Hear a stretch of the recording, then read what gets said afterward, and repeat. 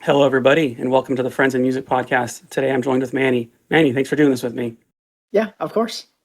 So, I'm really excited to have you on because we're going to talk about a lot of different aspects of music, the music world, and like things that incorporate music but aren't directly like either like live music, going to a concert, like what people normally think of. So, thanks for coming on and thanks for doing this with me. Yeah, I'm looking forward to it. I've never been on a podcast, so First Timers Club, welcome. yep. Um, we have a cute how we met story. So do you want me to start with that first, or do you want to Sure, dive and then into I'll it? kind of explain why I decided to reach out. But Yeah, for sure. So started the podcast almost a year ago. Like we're almost to that point now. A few months into it, I started making stickers. One of which was a cassette with like a QR code, and I was like, this is kind of like a business card idea, right? Like it says what we are, and there's a QR code that will take you to what we're doing. And I've been sticking those in appropriate places that allow mhm, stickers to be stuck, right? Like I would never put it on the back of a sign or anything. And yep.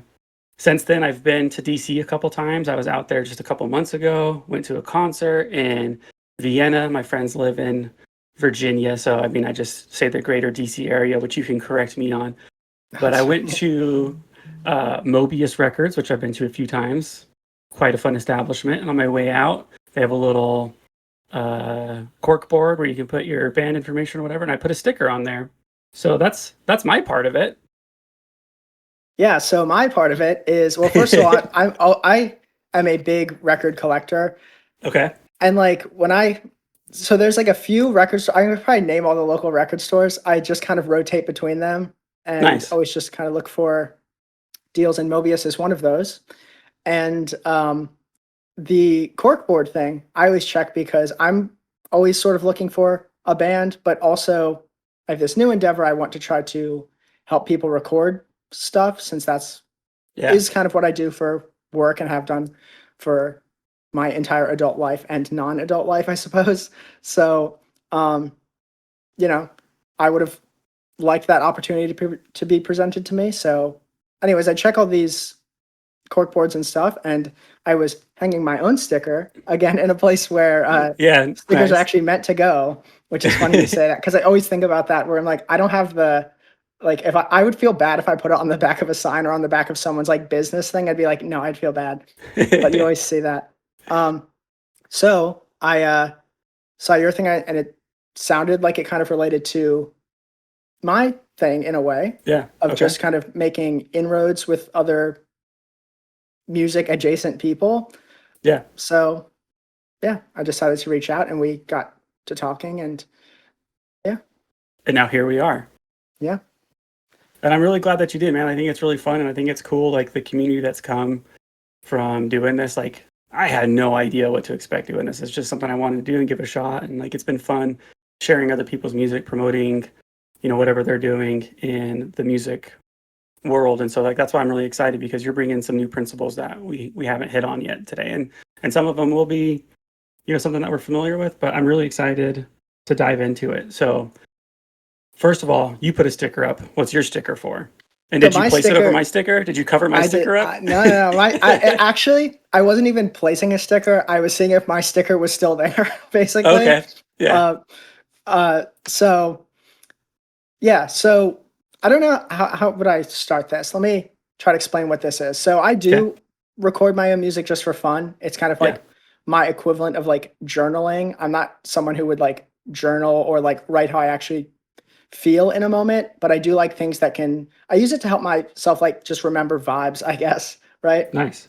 So like what were the vibes at this moment when I wrote or recorded this thing? So a lot of my stuff that I do record doesn't mean anything to anyone else, but to me, I'm like, oh yeah, I do Yeah, remember that. And otherwise, like I just don't remember stuff, which is like, you know, probably not good, but it's just one thing that I'll do. So, um,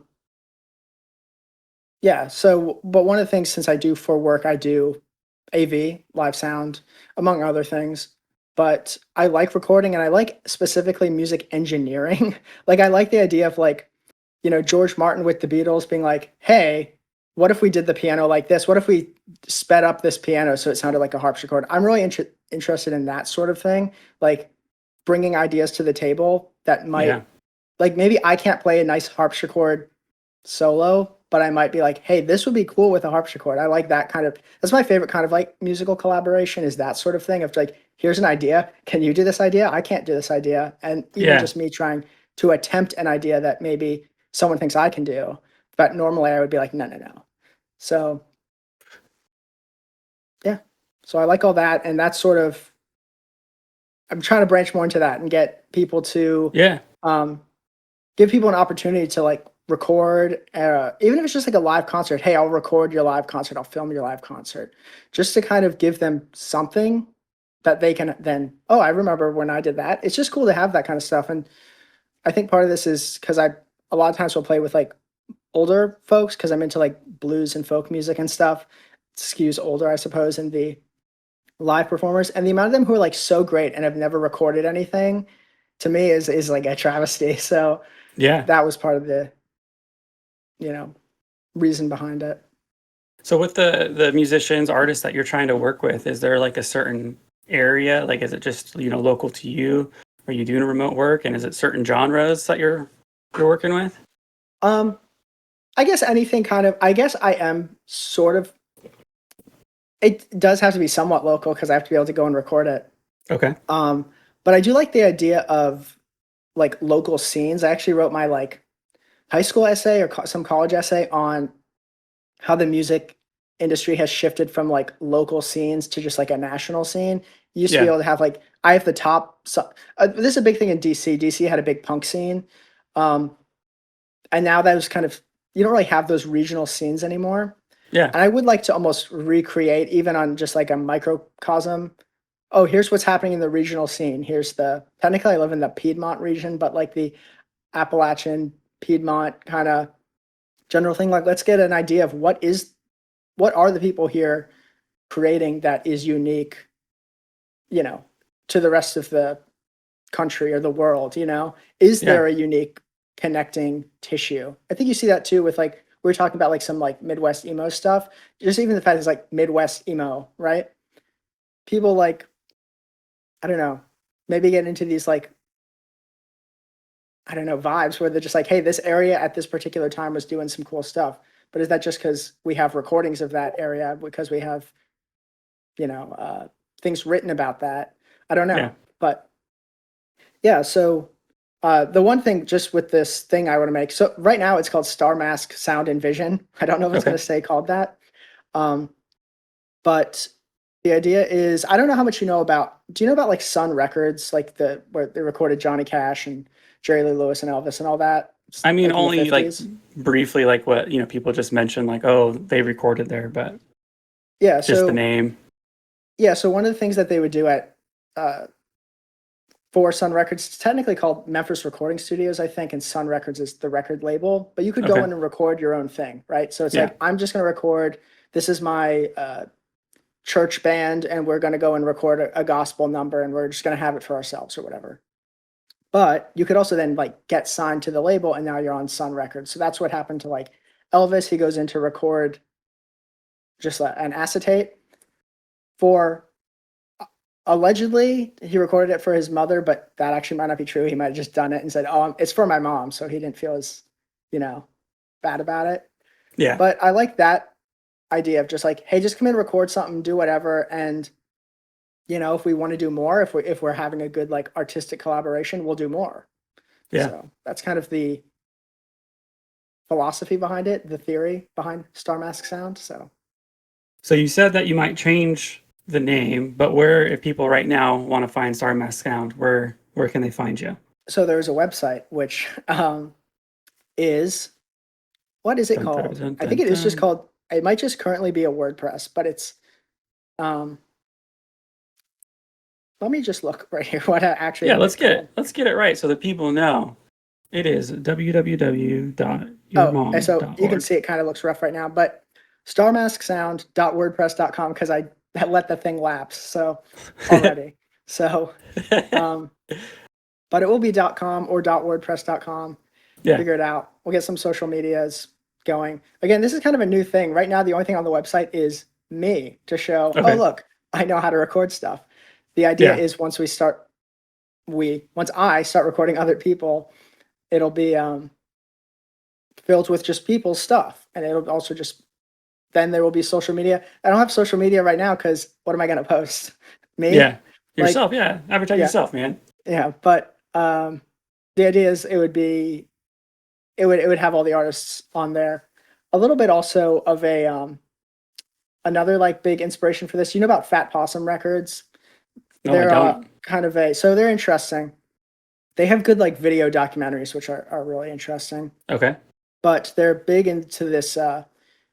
They were big in making this hill country blues thing happen, where they basically went into the hill country and Yeah. just recorded and filmed these old guys who were just doing like in my opinion, like the best blues that's out there.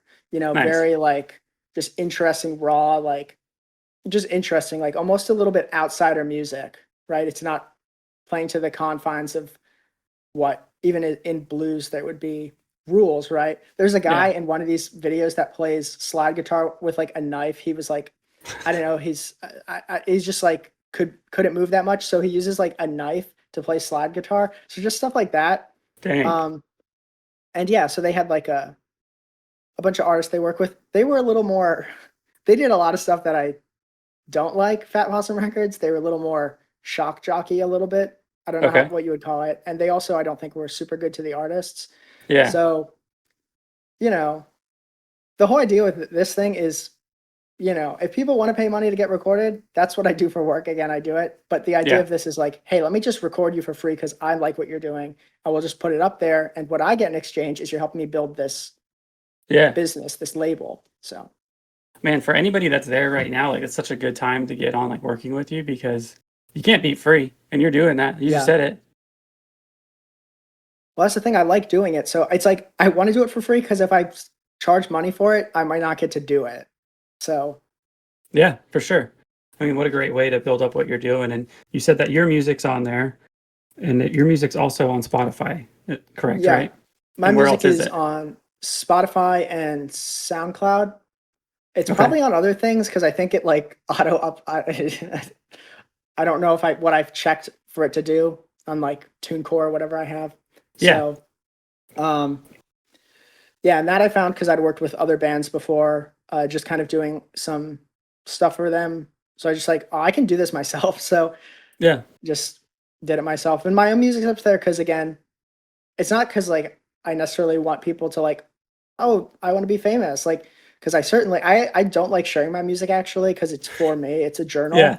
Part of it Yeah. is I put it up there so like I don't lose it. Like that is actually the real case because the amount of times my phone breaks, I don't even put like a case on my phone because I break my phone all the time, and I just lose like every voice memo I've ever done, everything. That's what the case is So for, so you don't yeah, break it. I know, but so just from like the amount of data loss I've had, I was just like, I'll just upload it and then maybe one day, like if I have grandchildren someday, they'll find it and that'll be interesting.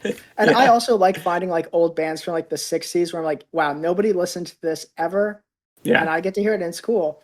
Or there's a lot of I don't know if you ever just go on like SoundCloud and just like dig like through different tags and do like so like a genre that I really like I like obscure genres. A genre I really like, one of my favorite genres is freak beat, which is like Okay. this like 1966. It's the bridge between beat music, which is like early Beatles and like kind of like proto proto punk hard rock stuff. So it's like Yeah. this thing in the middle where it's like kind of still like you can dance to it, but they have like super fuzzed out guitar. So I love that. So sometimes if you go on just like weird like hashtag whatever freak beats, or you go on like even Yeah. Facebook and try to find some guy posting about his old band, the only people who are using these obscure terms can just find interesting stuff that like no one's ever heard. Yeah. So maybe someday my stuff will just be some obscure thing no one's ever heard. And I like that more than being, people listen to me. I'd rather be like, I'm long dead and someone found it and was like, what is this weird thing? I So love that so much. yeah.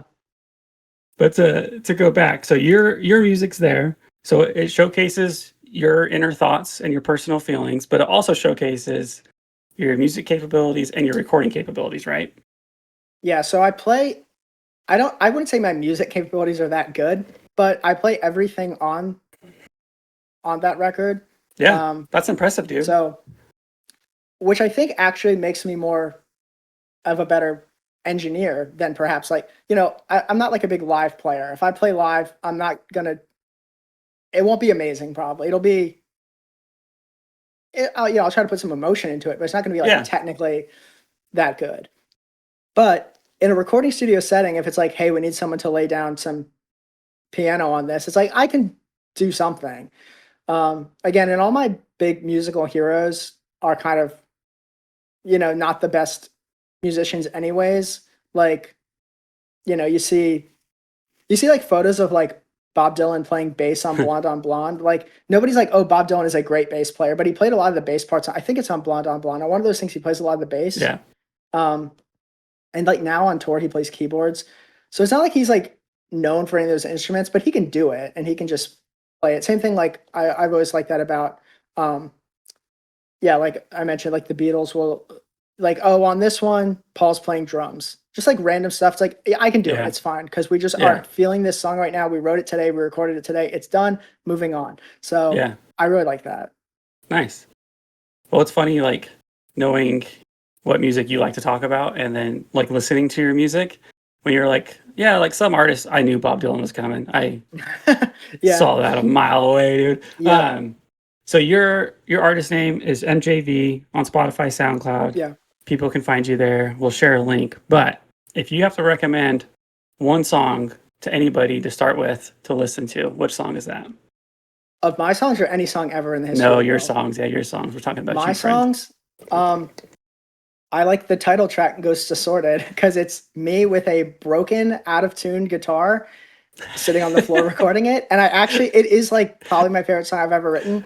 It's Okay. tuned in, I think it's DADDDD or something. It's like in some weird tuning where only one thing is not D or something. It's in the daddy And tuning. That's what you're saying? yeah, it's in something like that. Um, so and when I recorded that guitar, well, it's actually that guitar, which I've now repaired. Okay. But the Yeah, it the looks good. back of the guitar was like coming off when I recorded that, and after that, also the last song on the album, there's like a hidden track at the end of the album is also recorded on that broken guitar. The Okay. idea was, oh, the whole thing will be recorded on this because I have this guitar now. Again, a nice guitar that was broken, so I then had access to it, right? Um, we talked a little bit about that, not on the recording. We can talk about that, but Yeah. um, after I recorded those two songs, and I really wanted to record the last Little Lady Liar of Liars, I wanted to re-record. That's why it ended up being just like a hidden track. It's a little joke song, basically.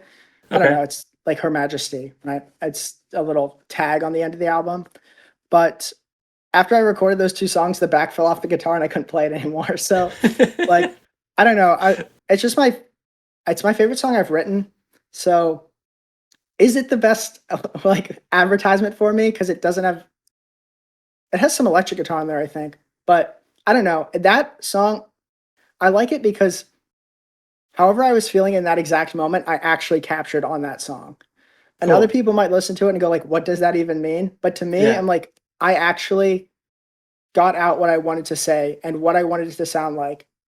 Like the whole album is that actually, which is why I do like it. There are some things like again, you double think, but anything I put on there, for however technically good or not it might be, it is genuinely exactly how I wanted it to sound. Nice. So that song is exactly how I wanted it to sound, and people might listen to that and go like, "Why did you want it to sound like this?" But it is how I wanted it to sound. It's how whatever I accurately express myself in that song. So that would be my choice. So I love that, dude. yeah, It's art in its purest form. Like it's not for anybody else. So if people don't connect to it, it's like, well, it's very specifically your journal. So yeah, if somebody does yeah. connect to it, it's like, it's how are you in my head? That is interesting. I think that's probably one of the reasons I don't really like share my music too much because it's like, oh yeah, if someone does fully relate to it, it's like, oh, I don't know what that means because you know. Um, but yeah, again, I like things that are just genuine and raw. There's a thing on the Star Mask website talking about that.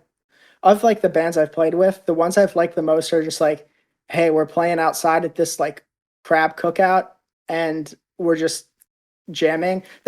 I have this memory. I don't think they'd mind that I mentioned this, but um, one of my friends, he was older. His name is Chuck, and every year he would do this like uh, thing called Chuck Fest, where it's just like, hey, all my friends who have bands, come play Chuck Fest. Yeah. And Chuck Fest was amazing. Chuck Fest, 2 days, 2 days of music all day from the Nice. moment you arrive in the morning to leaving.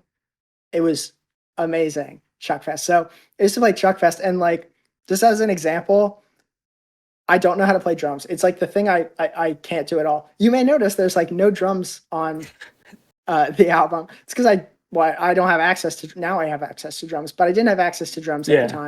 time. It's also why the piano is out of tune on there because that's the piano I had access to. So, um, uh, anyways, so I played drums for like we just got into playing like some classic Sabbath stuff, and I was just playing drums on War Pigs, not knowing how to play drums. But it's like one of the my favorite like live music performances I've ever been a part of Yeah. because I got to play War Pigs on drums. So Nice.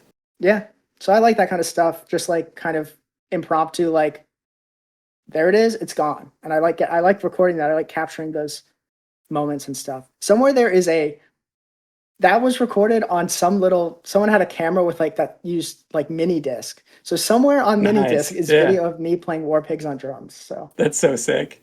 mhm. I hope you don't take this the wrong way at all, because I definitely don't mean anything negative, but I understand that it could be taken that way. But in today's age, dude, where people can just AI generate sound or, Yeah, have a program or whatever it may be, you're like, I'm only using stuff that's available to me. Like your untuned piano, dude, that's so awesome yeah, that instead of finding a way to, make it perfected, like you just use what you have and make it work. Dude, that's one of the coolest things I've ever heard in music. yeah. Thanks. Well, I mean, part of it is just because you can get so lost trying to perfect things Yeah. and can kind of mess it up, but not even mess it up because I'm not like knocking people who do things technically really perfectly. Um, but I guess we all have different definitions of this. Like I listen to like Yeah. Jerry Garcia and I'm like, this is technically perfect what he's doing, but he's kind Okay. of just noodling from his own point of view, probably. Yeah. Uh, but I don't know. I like things to be also unique. One of the things because I notice a lot of people do the AI music stuff now, and I mean, I don't know how much I really want to say about it, but it's one of those things where it's just I like to record music and do stuff. Like I wouldn't like that, you know? I Yeah. don't want a computer to do stuff for me. I like doing it. Another reason probably why I play everything on that album is because I like doing that. I like being able to say like, I'll just do it. I'll do everything. And like the satisfaction of like, okay, then I did that. Which also though, I would say that you get way more frustrated because it's like, I have to record this guitar part. I can't have this just great guitarist. And I know many great guitarists record it. Yeah. So, I mean, I would like to do some more like band recordings going forward, like, you know, me playing with bands, and obviously I'm going to record other people's bands. Yeah. Um, but yeah, I just don't see the fun in um car alarm. I just don't see the fun in having computers do it for you. And I think I mean, one of the observations that I kind of make, and I don't want to like I don't want this to come off the wrong way, but I think a lot of people are more interested in, and there's nothing necessarily wrong with this. They're more interested in being seen as opposed to like creating the music, right? And that's not necessarily bad. Like a lot of people, like especially like famous musicians, is like, oh, why did you form a band? Oh, because I wanted to get girls, right? I wanted to make money. Yeah. A lot of Yeah. people will say that. So I'm not saying that's not necessarily like bad, or even if it's just like, they want to feel seen is not a bad thing. Yeah. In fact, that's kind of a very good thing. I use music to kind of get, positive reassurance, I suppose. Whatever it might be, it's different for everyone. But I think that people like that may be more inclined to go like, hey, I'll just use AI and make a song because it's not really about writing the song. It's more of just sharing the song, I Yeah. guess. Which, that is not me. I don't share my music at all. Again, I've never been on a podcast. Um, it's for me, it's more about I like making the music. And I think that's the best version of music, again, like I said earlier, but I'll kind of ramble a little bit more about it. But it seems like what you were saying about, people being seen or whatever, like that's not genuine. And a lot of people might like it, like it maybe is catchy and it's fun, like to listen to, like, I don't know. But if you want real music in depth, something that you can relate to, it's got to come from the people that are actually putting the hard work and effort into, like I understand and I get it when people use AI or program stuff just to get the song made, right? Like, hey, dude, I have the song. Here's the idea, and they throw it at you, and you're like, oh yeah, like I hear where you're going. Like that's cool. Like I like that. But if you're like, hey, this is how I'm gonna make the song. Let's just throw it out there. It's like I don't like that. Yeah. I don't appreciate it, and that's just the music that for me it doesn't. Like I'm not gonna go watch somebody press a button in front of me if I want to go to a concert and then like the music just starts playing, right? I want to see people Yeah. perform it and like feel what they felt. Yep. It's one of those things too. It's interesting because you mentioned that a lot of times people will use it for that purpose. Here's what I'm thinking. But I'm always a little bit dubious of that. Like, okay, Ooh, is this actually what you're thinking? Or did this, you typed in, I want it to sound 80s hair metal, and it came out yeah, 80s hair metal. Or if you actually had to make it and do it 80s hair metal, it may develop in a completely different way. Um, so I think a lot of people are like, yes, maybe that is exactly what it was in their head, which I'm not even necessarily sure is true. They may have a idea, and then it comes out and they go like, yes, that's what I want to hear. It's just because, again, from playing with other people, I'll be like, play guitar solo, from playing live, like, go guitar solo. And they'll do yeah, something. And I'm like, yes, that was the perfect guitar solo. But in my brain, I wasn't like thinking of that guitar solo, it's just once I heard it, I'm like, yeah, that is good. I like that. yeah, So I think AI, like when people do it, is a lot like that. It's almost like tricks you into thinking that like it's what you wanted, where if you actually like had to put in the work, it may not be exactly what it may not end up sounding like, hair metal. And I mean, this is how so many like musical genres or subgenres develop, right? Like, um, it's like, what's an example? Like people who are like, like you'll have like a band like Cream or something, like Eric Clapton's Cream. It's like if you ask Eric Clapton, he wants to play some like BB King type of things, but Cream doesn't sound like BB King. It's yeah, Eric Clapton with his particular whatever led him to play guitar and his particular abilities sounds like Eric Clapton playing. It doesn't sound like Muddy Waters music, right? If he had AI, he could just go have it be Muddy Waters, and it's Muddy Waters. But so I think you end up developing things, and then other people hear that and they don't know anything about Muddy Waters or like you know Lightning Hopkins or whatever. They'll just go, "Oh, I like." An example of that is like, do you know Towns Van Zandt? He's kind of like just like a folk country guy, singer okay. songwriter. He used to go around telling people he was the illegitimate son of Lightning Hopkins, which he 100% was not, like at all. Um, but in his mind, what he was writing musically was Lightning Hopkins music, which like when I listened to it, I never would have made that connection. I'm not like, oh yeah, this is like that. Like I would never make that connection. And he's like a big influence to me. So like, by that metric, Lightning Hopkins is a big influence to me. But again, Yeah, if he's just was doing create Lightning Hopkins music, it's never going to reach me. It's never going to yeah. get down the line to me to make my weird music. Where if Lightning Hopkins heard it, he would. I don't know what he would think of that. But technically, like if you're talking about just like the lineage of like music changing over time, Yeah. even just like anything we create is in the lineage of whatever we listen to. So It makes me nervous though for the future of music, man, because like, a few years ago it was just you still had to put some work into it of like, okay, I took this program, I did whatever I needed to do, either MIDI or whatnot, and make some songs. But now you just tell a program what you want and that's yeah, it. That's beyond that, what scary. else? Yeah, no, I definitely agree with you. Something beyond that is kind of a separate thing, but also something I've noticed is, um, so we were talking like a little bit off air how like I'm a big fan of like shoegaze, Okay. music, and shoegaze is like having like a resurgence because of TikTok, I suppose, Yeah. Yeah. is what it is specifically, and it's weird like with like shoegaze bands and like a lot of '90s kind of indie bands, they're getting their moment. But it's also kind of weird because you go to their top songs on like Spotify or whatever. This is a big thing for also like 50s Yeah. kind of music.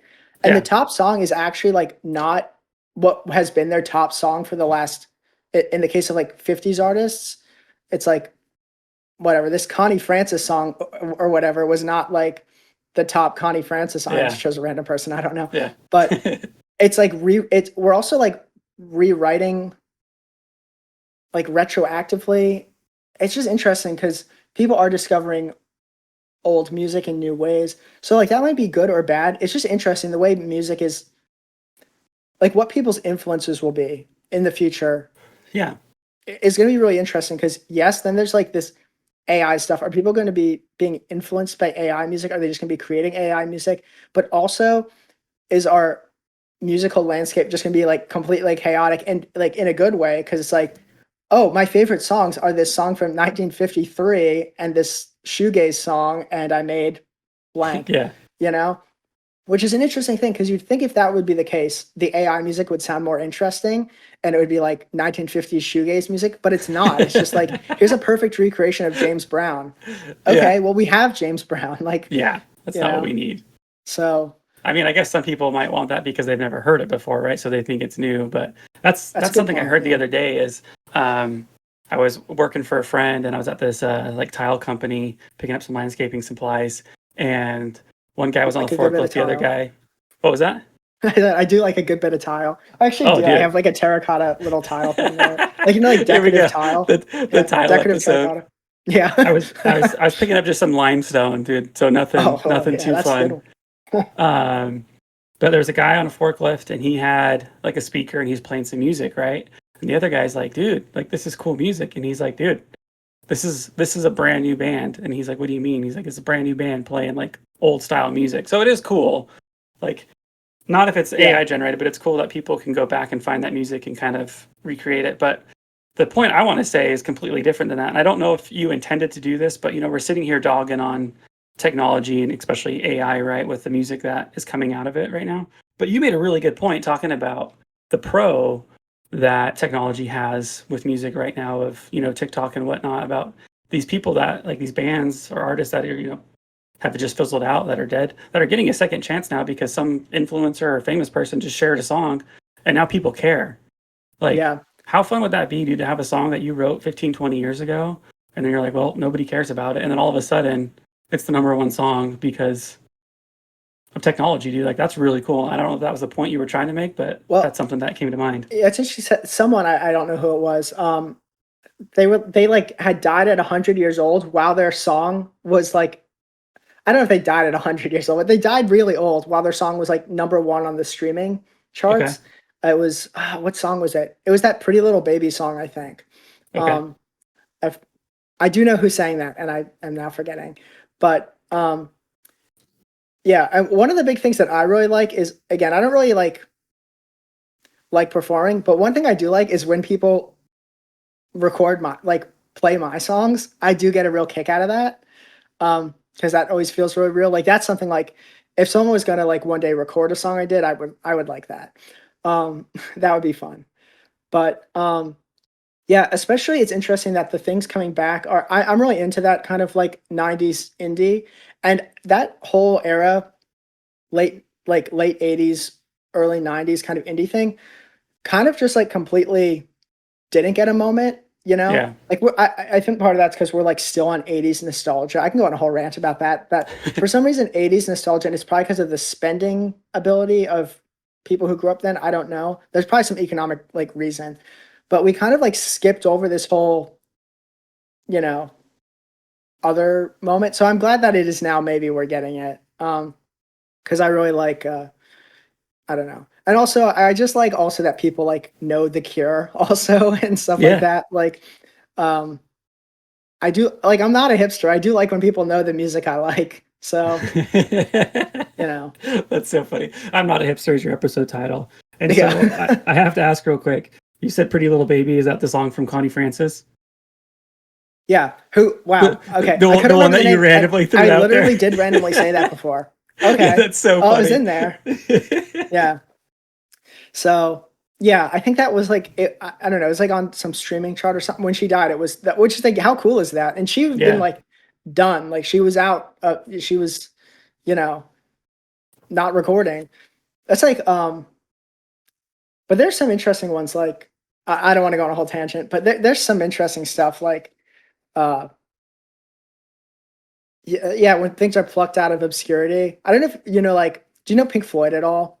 Yeah. Um, they have the Vera Lynn. Does anybody here remember Vera Lynn? And Vera Lynn was just record like if you can find like her last recordings, and they're just like they seem. I don't know the actual story, but they seem like they were just like recorded by like her son in a base. Like it's interesting. She was just like or what's an who am I thinking of? Mary Hopkins. Okay. Mary Hopkins, who was on one of the launch people for Apple Records, and she had a song "Those Were the Days."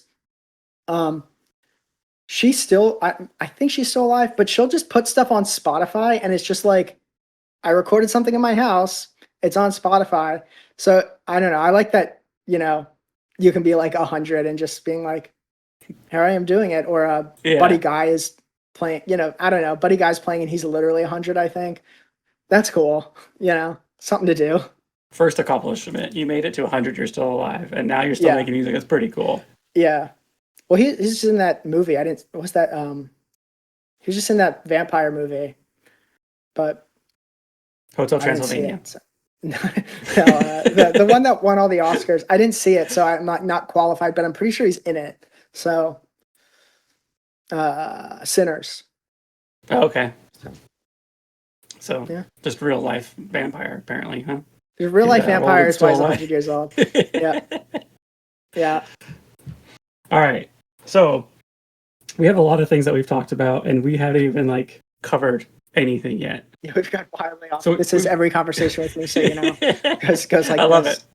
Yeah. So we've talked about your music. You play with other bands. You've talked about Chuck Fest. What other bands have you played with? Are you playing with? I guess that band that I would play with at Chuck Fest is probably my like. I haven't played with them in years, just because you know how it goes with bands. But Yeah. if Yeah. I had to say like that's my band, right? That if I'm gonna get people to play on a record, it's Yeah. those guys, Okay. right? Um, but I often because I play bass with them, and because bass is kind of my main instrument, I suppose. I end up sitting in on a lot of things. Hey, we need a bassist for a gig. Yeah. Do it.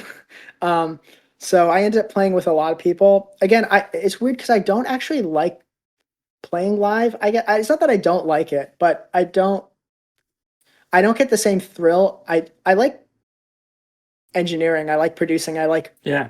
moving microphones to get a certain sound from an amp, right? Yeah. More than I like being on stage. Now, the thing about being on stage is good is people buy you food and beverage sometimes, which is nice. And Yeah. you can make, I don't know, a little bit of money that you can use to buy more food and beverage or Yeah. gasoline.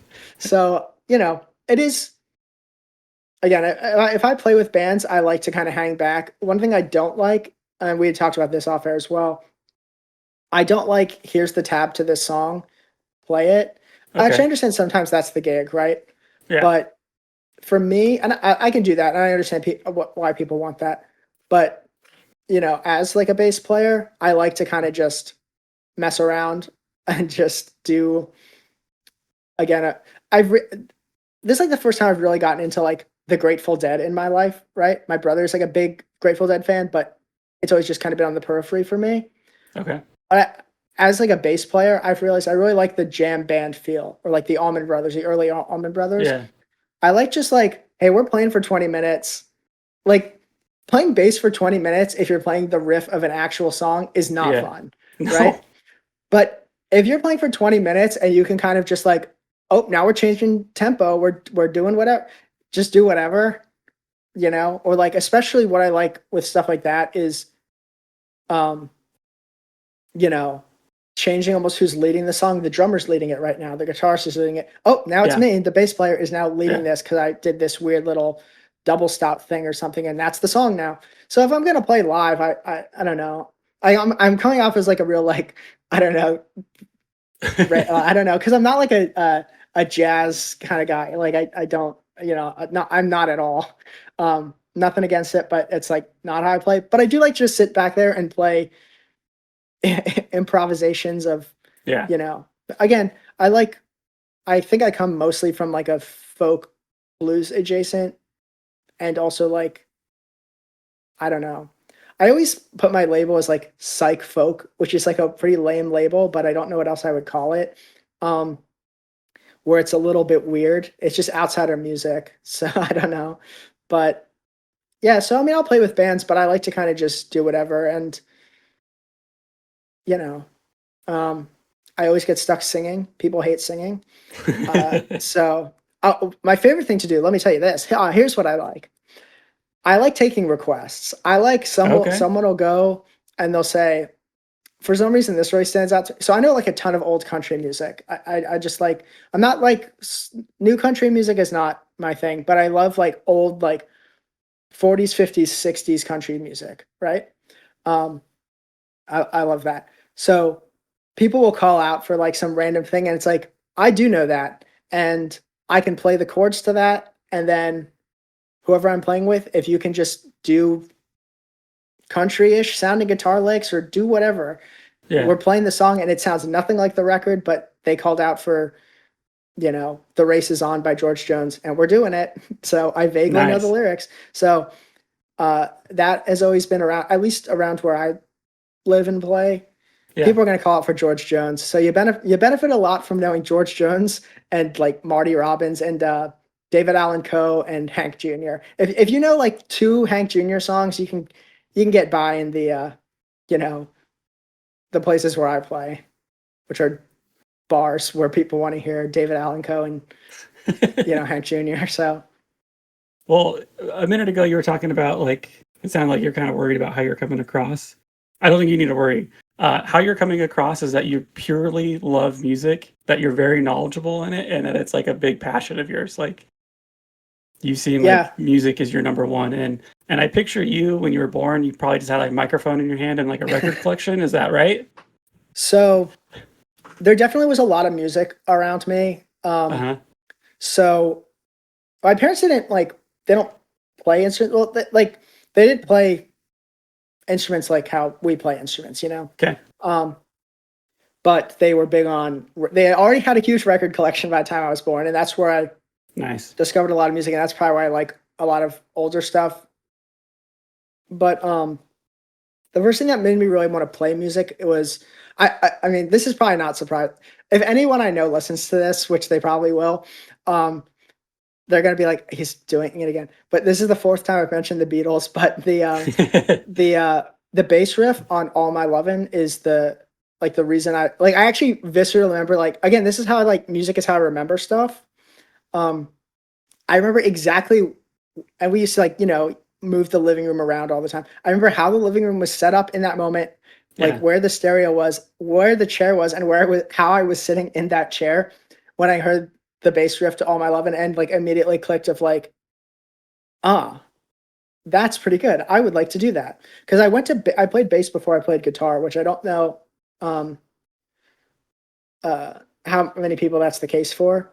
And then my dad was playing guitar, and I was started playing his guitar, and he got I had, but I the first instrument in the house was the bass that they got me. I think for my 13th birthday or something.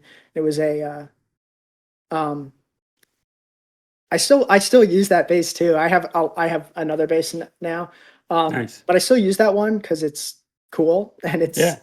I've had to fix it over the years, so it's all messed up. It has uh, one of the tone thing. It does like this weird volume tone thing. It's broken, so it's cool. So Like it's it perfect sounds for you. cool, and that's actually what I play live with that band. Actually, it Okay. has a gold sparkle pickguard now, so Nice. but that's how I got into music, and I think also my earliest memories are the Clancy Brothers and Tommy Makem, and probably the Beatles, Something New, probably, Nice. um, or one of those albums, or yeah. But we also had like we listened to a lot of folk music. We listened to like a lot of Italian, like not folk music as we've been talking about it, but like Irish folk music, Italian folk music, and Portuguese folk music. Nice. Um, where we had cassettes of all that. Again, we had cassettes and stuff. CDs were around, but I don't know. I think it's also I'm into vinyl. Like I was like vinyl was just in my house, so Yeah. yeah. So I think your number one answer is really obvious based off of how many times you brought them up. But I do want you, if you don't mind, to rank your favorites out of Beatles, Beach Boys, Rolling Stones. Okay, yeah, that's a um well, the Beatles are my top band for sure, just because like obviously they're good. And it's hard to like get away from like what turned you on to music in the first way. It's like that's probably always be your favorite, but Yeah, also just the way they collaborate. I really like. I like that. I like their philosophy also. I would their story's so interesting, um, but I mean, yeah. My two favorite albums of all time. I'll tell you this. My two favorite albums of all time are Rubber Soul by the Beatles, which is probably okay. pretty obvious. If anyone who's heard Rubber Soul, and if they click 1 second of my album, it's that wood. I've heard it referred to as wood grain texture, which is like a weird thing because like when I was making my album, I was thinking like I want it to sound like wood, like Yeah, I don't know, wood grain. But I've since heard Rubber Soul described as wood grain texture, which I do like. And then probably my second favorite album is the Smile Sessions by the Beach Boys, as you mentioned, just because that's nice. an engineering. Like again, we're talking about like engineering and Yeah, production. That is again, there's production, which is like production and engineering. It's hard for me to describe the difference, but like, um, you know, don't just play the bass. Play the bass with the pick like this so that it has this weird sound, you know. Um yeah. Again, same the reason I love like Sid Barrett era Pink Floyd, for that same kind of reason. It's just like weird ideas on there. Um just I like things that are lush, I suppose, also. And then I also really love do you know the album The Mollusk by Ween? I don't. Ween is also one of my favorite bands. They're pretty obscure. They're kind of it has Ocean Man on it, which people know. People know Ocean Man, but they are all about like Verispeed vocals where they like speed up or slow down the vocals, change their pitch. They're very strange. Um, the Mollusk is up there. And again, yeah, you mentioned the Rolling Stones. I grew up on the Rolling Stones. I've noticed with the Rolling Stones, people are very um, people like I think their early stuff is like fading from the public consciousness, but for me it was like especially like that like Hot Rocks compilation, like the early stuff, like I like 19th Nervous Breakdown. My favorite Stones album is Flowers, which is like a US compilation album basically of like that mid 60s stuff before their Satanic Majesties. Okay, so like I don't know if you know what any of this stuff is, but like I will nerd out on that era of music. That's but yeah, I mean, those are some favorites. Bob Dylan is a favorite, obviously, as you mentioned. Um, all kinds of stuff. I love the Smiths, The Cure, all that. Oasis, I love. I love. Mhm. Sorry. Go ahead. Oh yeah, no, I was said. I love Britpop and anything that's like a little in the. If it's somewhat in orbit of just that, I guess I like really like melodic. It's even why I like Yeah, shoegaze and stuff. To me, shoegaze is very melodic. yeah. Um, So again, the All My Love and Bass riff is like super melodic. That's what I gravitate towards. I don't think my music is like that weirdly, but you know, Well, what's cool, like getting to know you, is like I said, like when I listen to your music, I heard Bob Dylan. Like I feel like I don't know if it's an inspiration or if it's just because like it's his music is raw and your music is raw, and so like that's why. I mean, you and maybe it's because you explained your music to me as like '60s sounding music. So mhm. of course, like I just got put in that headspace before I listened to Yeah, it. But it's cool hearing you talk because like hearing like what you like and like why you like it is fun because the Beatles you like because of the sound and like the different musicianship within that band. And then you talk about the Beach Boys being your second favorite album because I mean early on Brian Wilson was so huge into like the recording process and getting yeah, so much sound into one record, which is just insane. So it's cool hearing you like both sides of that. yeah. Especially if you like the recording things of that time. Um, you know, so much of that is done live. Like so much of like Pet Sounds is done live, which Yeah. is crazy. And like it's the Wrecking Crew, like they're great. But even so, doing that live is crazy. Um, as for like Bob Dylan being like an influence, like he is 100% an influence, but I don't like sit down and go like I'm gonna write a Bob Dylan song. Yeah. I think most of it, I mean, it's subliminal, um, but also it's like by limitations, right? It's like I have an acoustic guitar, I have an electric guitar, and I have a bass, and I have an attitude piano that I can play sometimes. So it's like, so that's what it is. Um, Yeah. so I think naturally I'm going to gravitate. Like I think if I had like a full band, like at my disposal, I may the limitations are then different. So then I'm going to do something different. I mean, that happened to Bob Dylan also. It's like now he's playing with the band or Yeah. whatever. I actually think you can really hear that on Bob Dylan albums, like John Wesley Harding. It's him just like in a cabin in Woodstock, or actually, it's probably where he wrote it, but he recorded it probably in Nashville. So, but it's like four guys on it because it has that idea of like where how he was living at the time. Goes down to Nashville, and it's like we'll just have a guy playing bass and a guy on piano, and I'll play guitar. The limitations of it. So I don't know. It's like anything I record next is, I would like to take a big sonic leap and do pet sounds, but then that requires like making connections with like, I need a theremin on this, Yeah. That's so I would like to, I would like to really work with like a steel, like a pedal steel player or something, Yeah. because like I can't, I will never have a pedal steel. It's like, it's so like they're expensive. They're like Yeah. really difficult. Like sometimes you got to just admit like I gotta get if I want pedal steel, I gotta get something on here. So, but yeah, right now anything I make is the limitations. And again, if I record other people, I want them to be of the mindset that the limitations are kind of the force for creativity, as opposed to like, if only we had pedal steel, let's AI a pedal steel on here. I'd be like, no. No. If Yeah. maybe you can make your guitar sound like a pedal steel. Maybe we can make the piano sound like a pedal. Yeah. Actually, a lot of do you know like the fuzz pedal was created to sound like a horn section, was to make your Okay. guitar sound like a horn section. Yeah. So it's like that. It's like it Yeah. doesn't sound like a horn section. It sounds like a Yeah. fuzz pedal, but Yeah. that kind of thing. It just makes some weird new thing.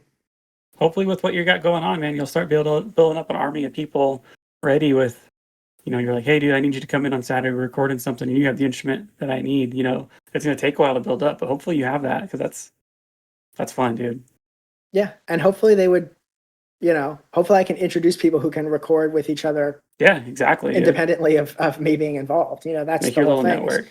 yeah, create like a little local scene, because there are scenes, but I just want to see what's out there really. Yeah.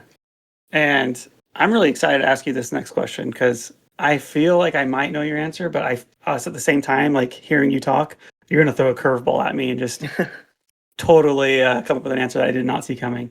But if you could go to one concert that's already happened, it's already taken place, and it's just one concert, which one would you go to?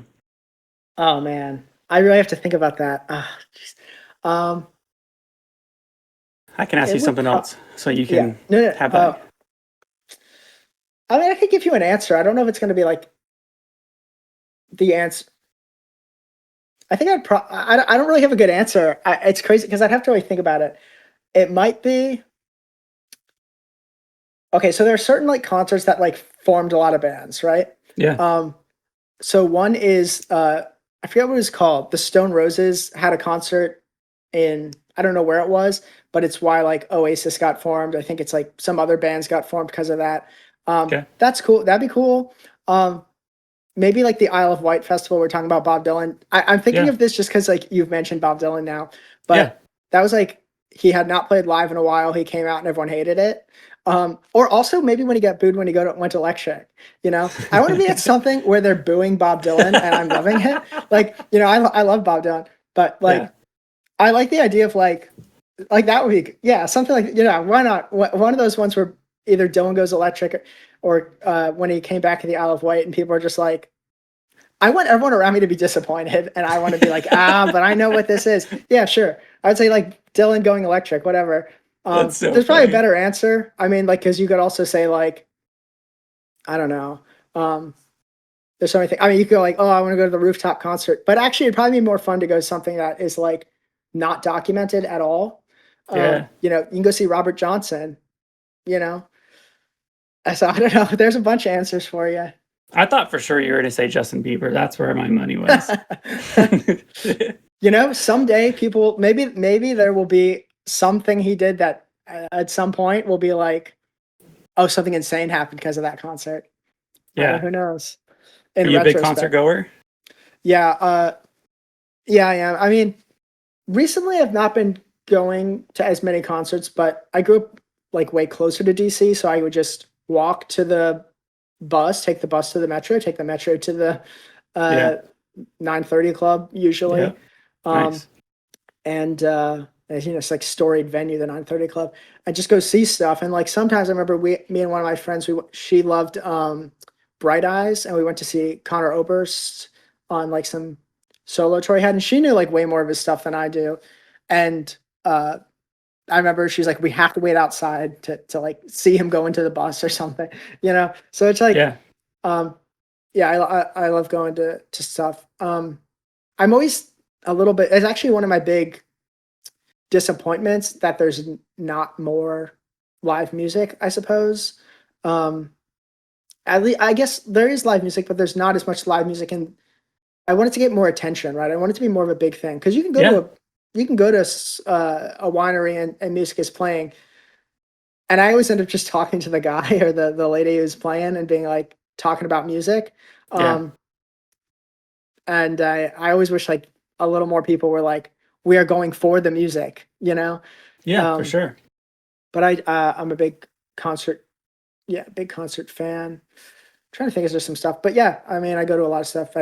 I've been to little club. I went to my first stadium show. I went to see Oasis reunion thing Nice. at a stadium just because I promised myself, like in high school, if they get back together, go to it. So Yeah. I went to that's the only stadium show I've ever been to.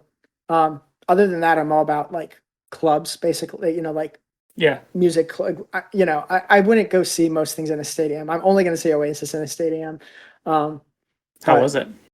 that was great. This is the thing is like feel like before I would have always like trash talk stadium shows like it's probably no good. But I have to be honest, it was sick. So I gotta um I know it was great. So I drove up to Philadelphia, no, New York for that. Wow.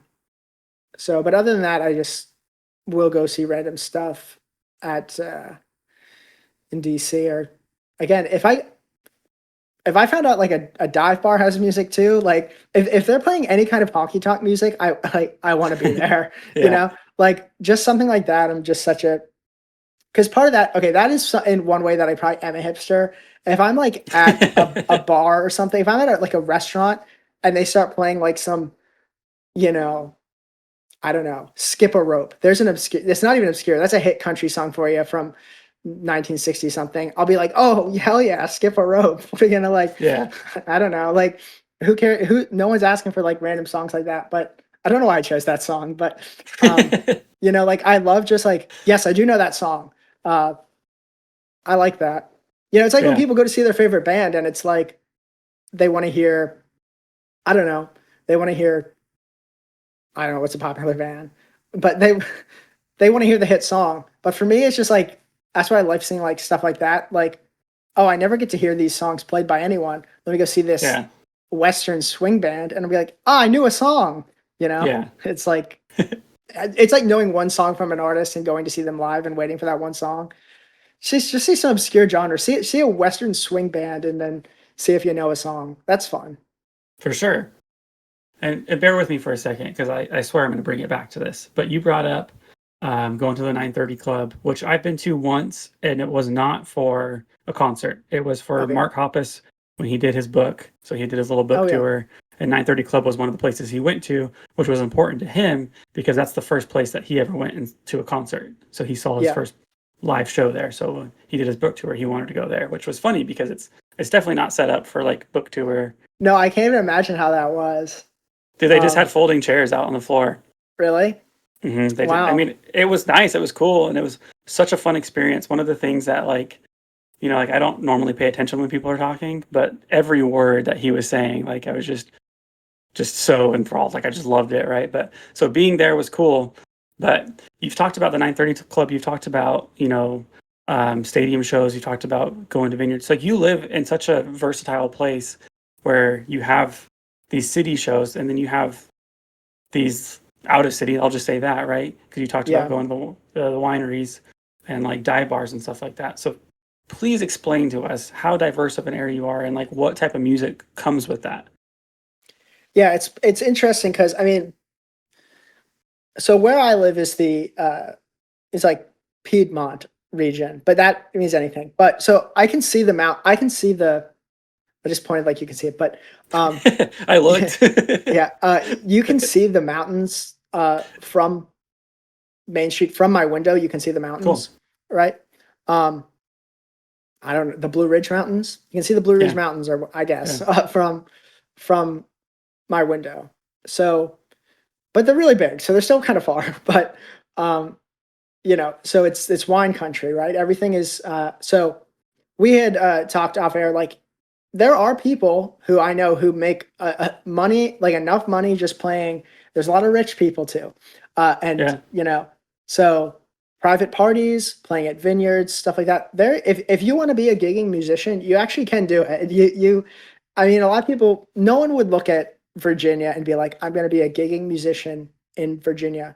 But I know another guy, his dad plays in they're the biggest cover band, at least in the state, but maybe more than the state. They make Yeah. so much money. They have a gigantic, it's a hangar. It's literally a hangar. It's like a barn, right? It's just filled with music equipment. They have like what do you call that? The thing with the organ where the thing spins. A helicopter. They got I don't know what you call that.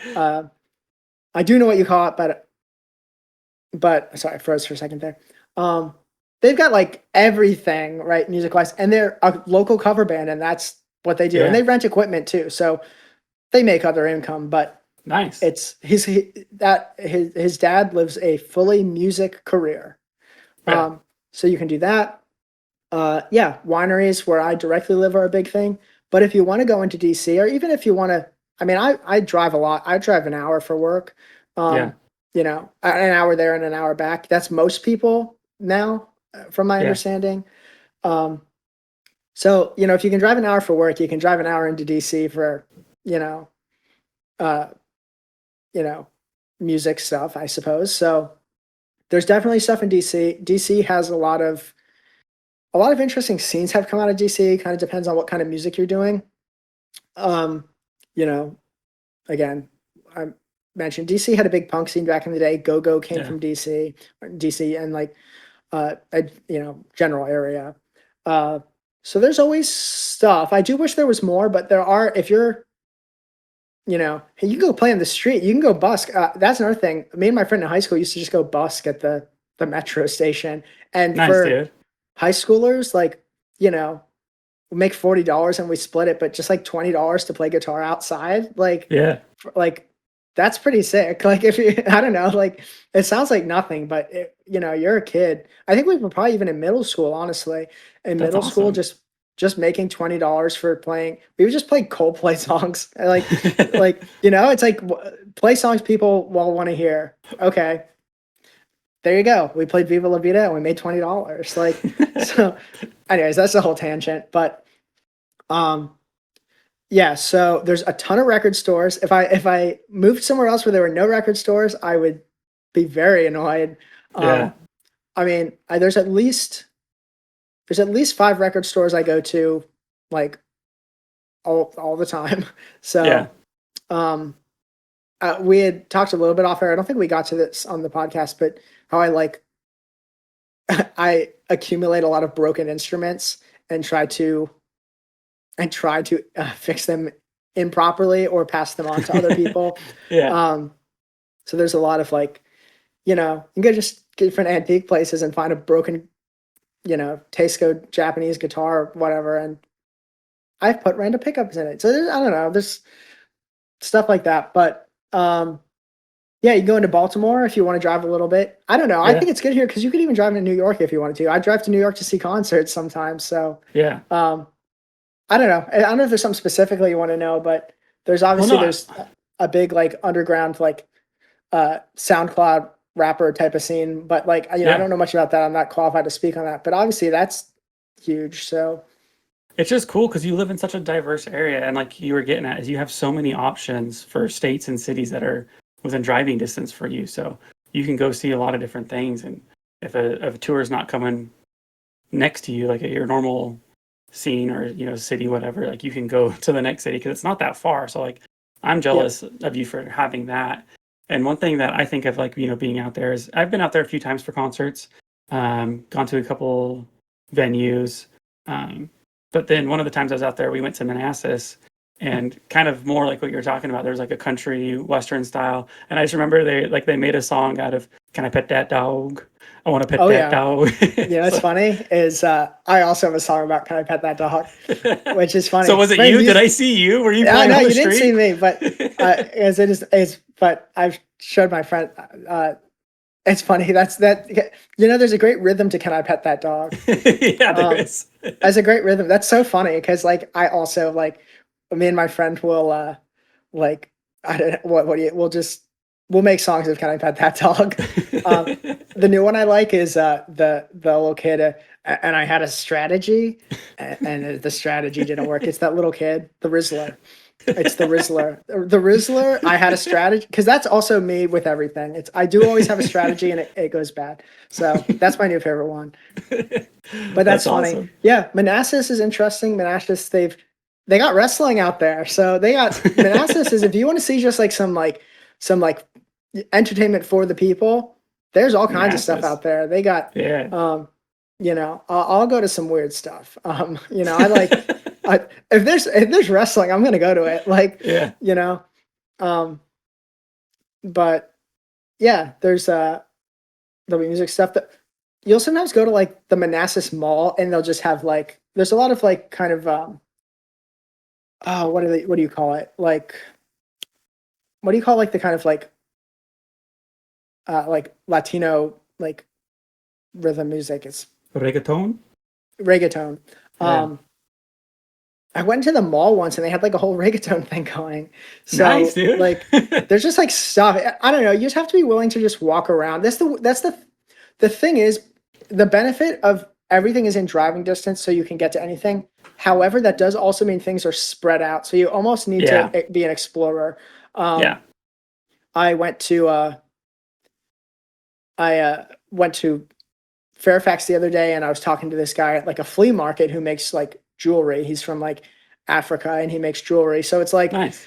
that's interesting. You're talking to some guy is talking to me about, I don't know like what country he was from, but he was just telling me, he's like, showed me like, oh, this thing means like the whatever. He was showing me all this stuff. And it's just like, there's stuff to do, but you do actually have to seek it out. If you're just like going on, this is the weird thing about it is if you're looking for something specific, you may have a tough time, right? If I'm like, I Yeah. really want to see some rockabilly music, it's not LA, right? There's not just going to be these random niche things happening, but you could just go to some place and there is something happening. So it's like, and maybe you like that thing, maybe you don't. Like, but there's stuff, but you got to be a little bit of an explorer out here, which is interesting. That's the thing. I think anything that's, when you get into the suburbs, right? Like, I'm I don't think I am in the suburbs. I think I'm in the rural.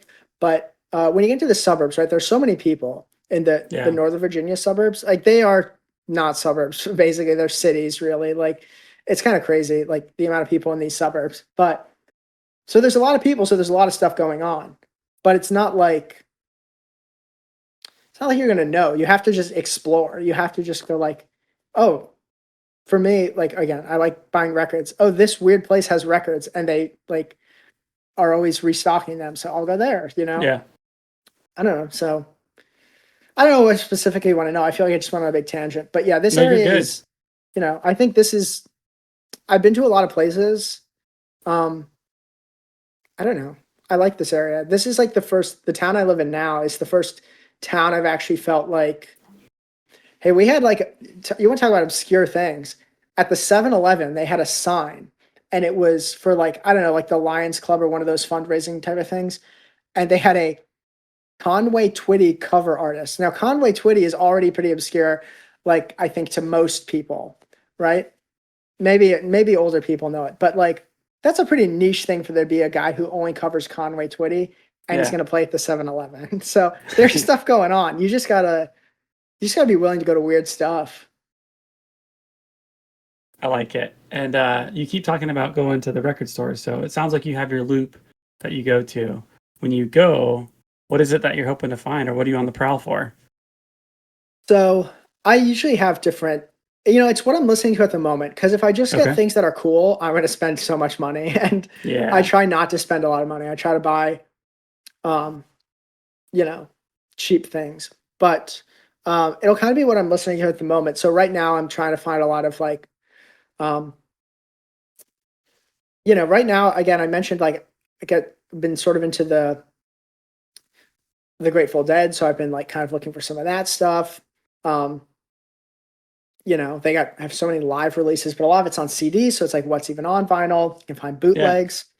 Um, Stuff like that's fun. I'm always looking for Beatles bootlegs because I am that deep down the rabbit hole. Yeah. Um, I just recently got the most recent thing I got was I got Led Zeppelin 1. I think I was talking to you about Led Cool. Zeppelin because I was on a big Led Zeppelin kick, and like Robert Plant. I really like Robert Plant's solo stuff is really cool. But I found that at that flea market. So I was like, yes, been looking for this. And I listened to 1, 2, 3, 4 all in the same day. Um, After I got that. So, Nice. you know, yeah, I guess I'm not really it's just whatever I'm listening to at the moment. Right now, I've been really discovering Los Lobos. I don't know if you know them, but they're Yeah. kind of like a mix of like, they do kind of like a rock and roll type of thing, but they do some blues. They do some like, Yeah.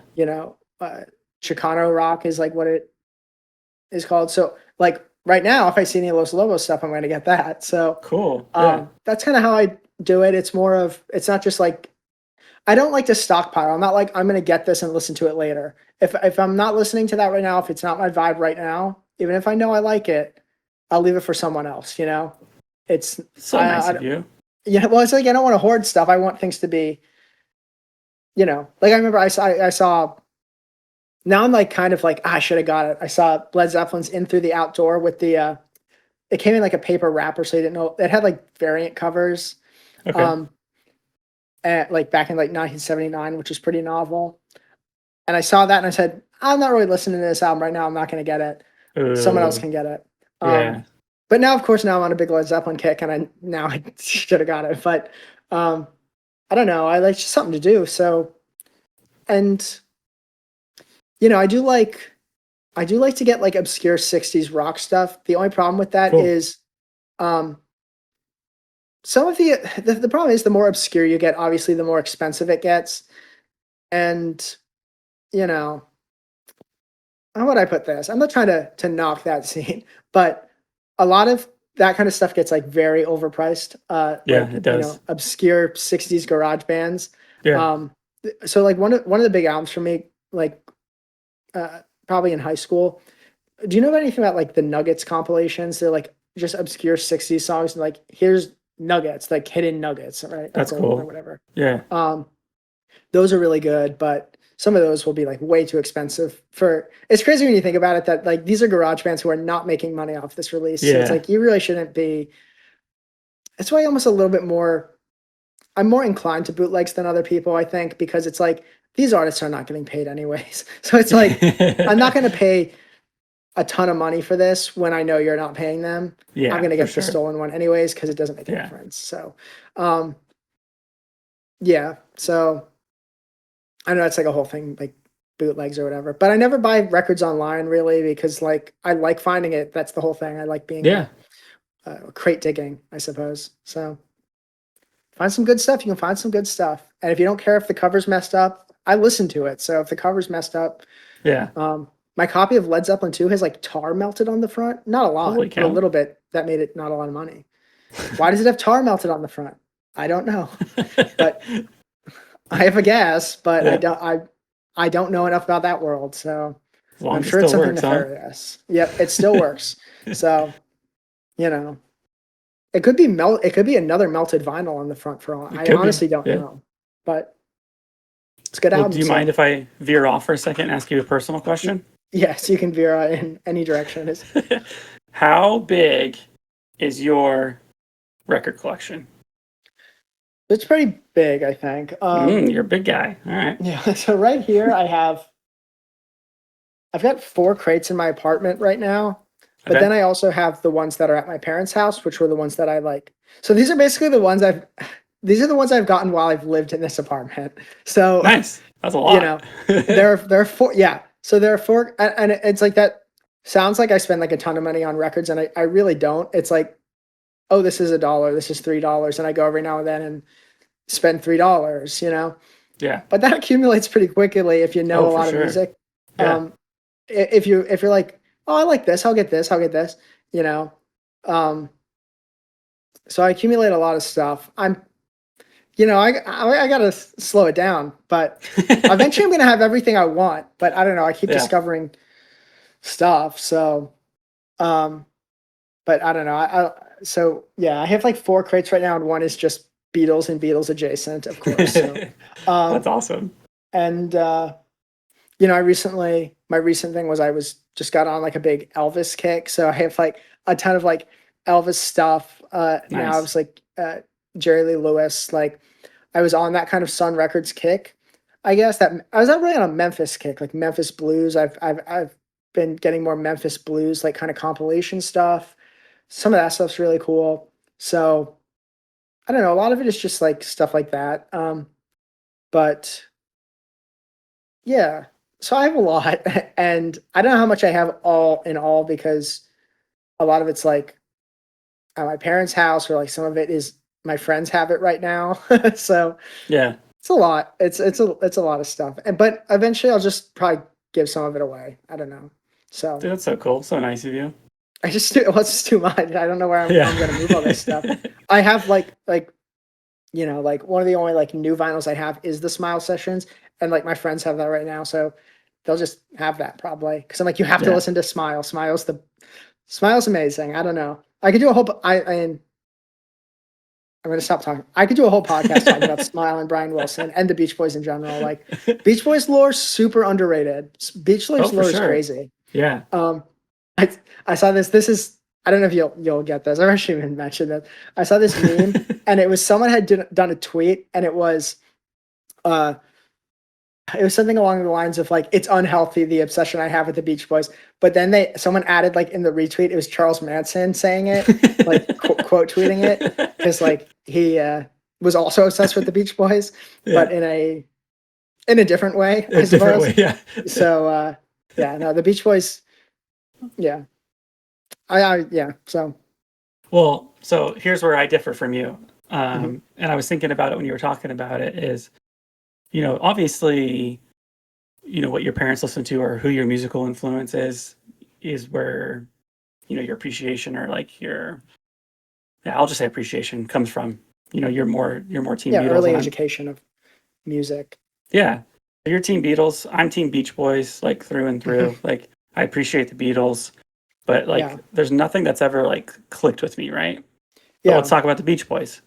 My mom likes the Beach Boys. My dad loved the Beach Boys. His, the records he left me the most of are Beach Boys records. mhm. I was born in California. My Oh yeah, family's that'll from do it. California, so like makes sense, right? Yeah. So yeah, I feel like if you want to do an episode on the Beach Boys, let's do it. Oh, okay. I'll, Yeah, I would I'll have to definitely do study up that. first, but that'd be fun. Oh, I would definitely do that. Oh no, I'll pull out like no. We can talk about Holland, right? The Beach Boys album. Like we Yeah, can, you know, we can talk about Summer in Paradise. I mean, you know, uh, no, you're yeah, getting all no, excited. I can tell. that's no, yeah, I mean, I definitely it's interesting too because I know people who like it's weird. I'm sure you get this too. Like when you're so like when a band is so meaningful for you, it's like how do people not get this? You know? Yeah, But I do get it. Like how people don't get certain things, especially some of the stuff I listen to. It's like some of it's like a bit of like a I don't know. I just have a hard time recommending music to people for that reason because like you really like music. What are some good things I should listen to? And I'm like, yeah, I don't know where you're coming from, like right yeah, with this. So it's like exactly. especially for me, it's like if people are like, I want to listen to the Beatles, what's a good thing? It's like for me, I love like the early Beatles like beat stuff, like when they're almost like Motown adjacent, right? Yeah, Like when they're kind of like a dance band. Like I love that. But I know when people are talking about like they want to get into the Beatles, they probably are coming at it from like Here Comes the Sun, right? Which Yeah. is so in just one band, so dramatically different. Same thing if like I'm like, people, like how would I get someone into like the Smiths, right? I'm gonna be like, listen to this, like, am I just like gonna go cold? Like, listen to this really depressing song, Yeah. you know? I don't know. It's we talked also a little bit about like screamo. You had mentioned, Yeah. like you said, I think one of your buddies is in a screamo band. I think that'd be like similar. Like, how would someone introduce me to screamo? Like Yeah. in a bit, like not just like I know about it, but how would someone go like listen to this band, right? Yeah. It's kind of that's a tough thing if you don't know where people are coming from. If I'm Oh, for coming from sure. like Bob Dylan point of view, so Yeah. um, that is interesting. I don't Yeah, know. I I can don't know tell the answer. you for a band that I like what's my favorite, but if you're trying to get into them, yeah, it's a whole different question as far Yeah. as what you want to show them first, because the first impression's everything. Yeah, you got to put some thought in it because you want them to have a, I don't know, you want them to like it, I suppose. Yeah. But Well, we've been going for almost an hour and a half, but we have some oh, things we have to get to, which we've briefly mentioned, but your work. You're involved in music in so many different ways. So please tell us how you make yeah. money in So music, how it's part of your life, and how everything that you do with it, please. yeah, so I'm not like a big performance guy, but my two big things I've always been like music and like video work, making movies. Okay. Um, I'm not like necessarily a big movie watcher, but I love making movies, right? Cool. And you would think like, oh, well, do you make music videos? But really, I don't. I did in college. I did make videos for bands and film concerts for work and stuff. But I got into basically live AV, live sound, live video. Um, and I work for an organization that does music for kids. It's for all ages, but most of our clientele is kids, and a lot of my friends therefore work in music. Two of my friends have a music therapy. Uh, what would you call it? Practice. Okay. I was just looking for the word. I was going to Yeah. say organization, but no, it's a practice. It's a private practice, Nice. and I did their. They have a podcast, Cool. which I edited. So Nice. I don't know if you edit this podcast, you'll have to edit out my 30 minutes over the time. But I know how that is. So I've stayed very. I don't know. I've managed to have music be a thing, I suppose. I've managed to Yeah. have the two things I like, music and video, as part of my job. Um, and I do also like work with kids, which is cool because you're introducing them to music and you can kind Yeah. of it's cool too because like if you have a kid who like every now and then we'll have a kid who comes in and who just like I don't know is obsessed with something that I also love like Yeah.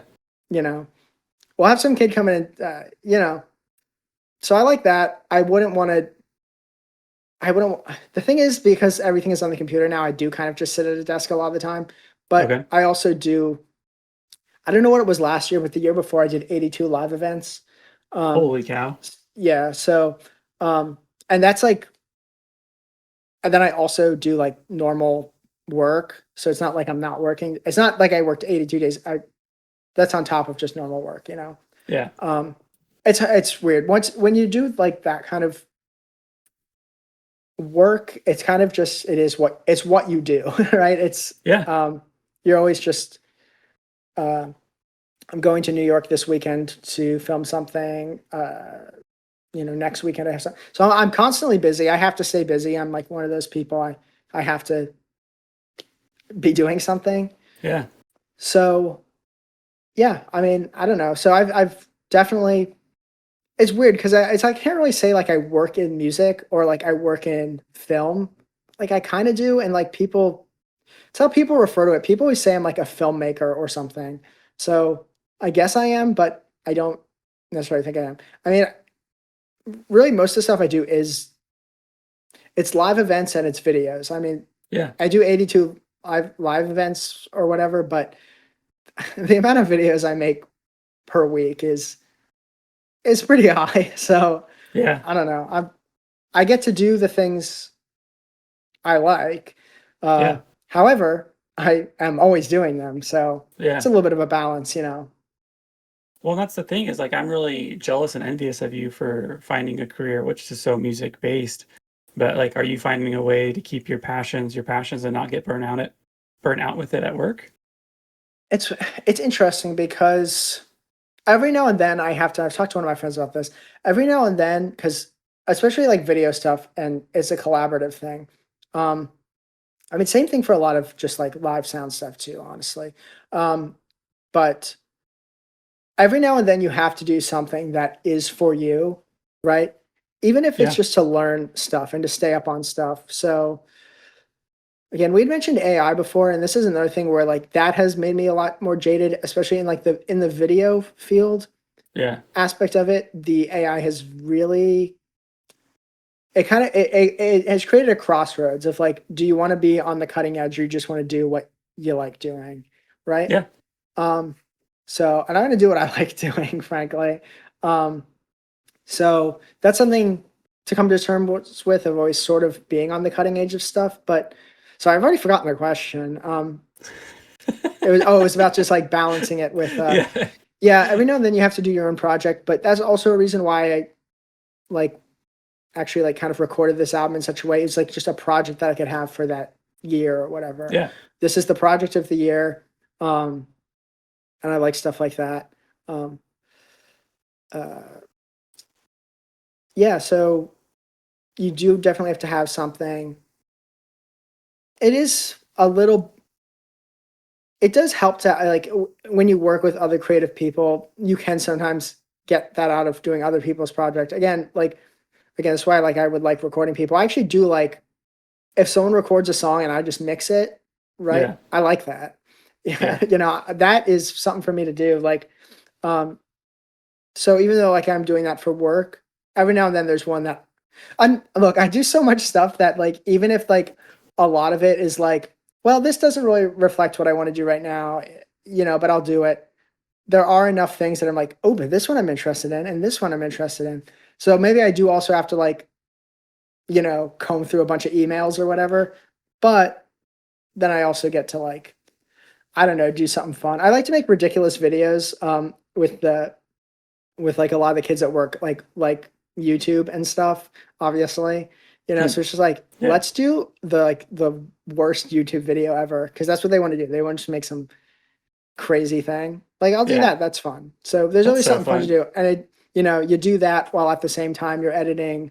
Well, like for me, like a lot of stuff around here is like horse country, so I'm editing this like documentary about horses, but also then I filmed this ridiculous YouTube video. So that's just like on the video side of it. But that goes for Yeah. anything, like any aspect of it. Dude, well, thanks for sharing that with us. And I mean, you have so many stories and you have so much that you can tell us in the music world. And so I hope people, give you a chance to either work with you or get to know you on a different level, listen to your music definitely, and keep tabs on you because you're going to do a lot of great things in the music world. And I'm glad that you reached out to me because this has been a lot of fun. But before we wrap things up, we had a lot that we wanted to talk about. Is there anything that you want to make sure we get to today? So what was that? I didn't hear the last part. Is there anything that you want to make sure we talk about or get to today? No, I think we covered a lot of stuff. Honestly, we covered way more stuff than I thought we were going to. But yeah, just to say that no, I mean that's specifically why I reached out. You know, I'm always checking the different bulletin boards and stuff, and I Yeah, saw this one. I said, "Hey, let me just see what this is about." Um, again, just because I wanted to make some connections. Hopefully, someone will yeah, hear this and go, "Hey, he's recording stuff. I'll record something." And you know, just trying to build those connections. And this seemed like a good one, and it has been a good one. So yeah. Normally, my hope when I have somebody on is if they're a musician, it's that somebody's going to take a time to go listen to their music and share it with other people, right? But obviously, I want that for you to do. But more importantly, I want people to reach out to you and just say, "Hey, like I do this. Like let's meet up sometime. Do you want to help me with this?" And you build up that yeah, collaboration that you're looking for.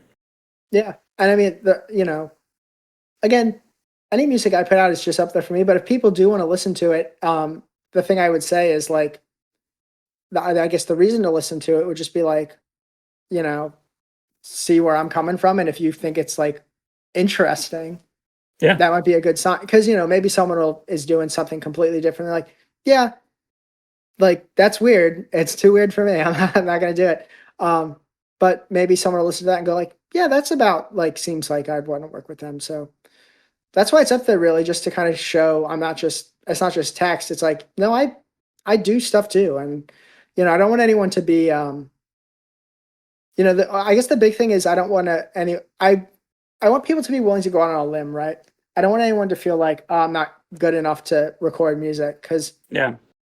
basically that's why my stuff's up there. Listen to it and go like, oh well, that's not great, maybe. And that if that's how you maybe feel about your own stuff, it's like doesn't matter. Like Yeah. we can still we can record it, because it's not like, I don't know. People think they're competing against like, I don't know, professional touring musicians. It's like it's not a competition. You can just Yeah. record stuff and have it be cool, and you can For just have sure. it. And you know, I don't know.